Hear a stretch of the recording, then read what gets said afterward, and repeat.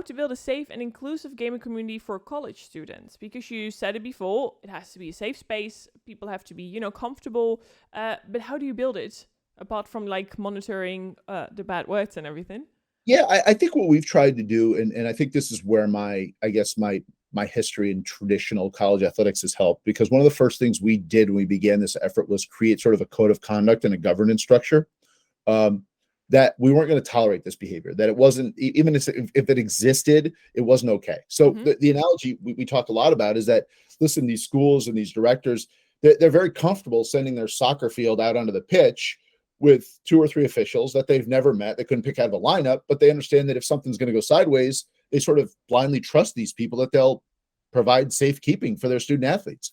For us, it was really putting a lot of those measures in place to say, listen, you might not understand what's going on in a League of Legends game or a Valorant game or whatever it may be, whatever title it is, but you can really understand that competing with us, that team can compete, they can sign up, they can register, and they're going to be taken care of. And if there's any behavior that you're not comfortable with, that we're not comfortable with, it's going to be addressed and it's going to be handled properly, just like anything else. So I think that setting up that system of legitimacy, and not just that wild west term, which if I had a nickel every time I heard it, I wouldn't be here with you. I'd be in a tropical island somewhere. It's really putting those things in place that the community really wants, right? For that group to be legitimacy and all the stuff they want in terms of, hey, we want to be heard, we want to be respected, we want to be funded, we want to be supported, just like any other club or program or varsity team on our campus.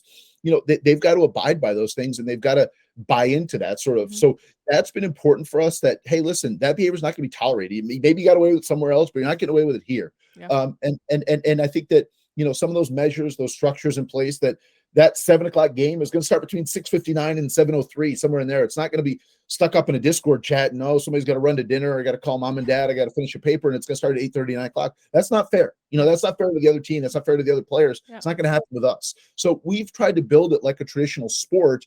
And I think as a result of that, that community has said, hey, this is a legitimate thing, and we want to be a part of it. So that's been good for us.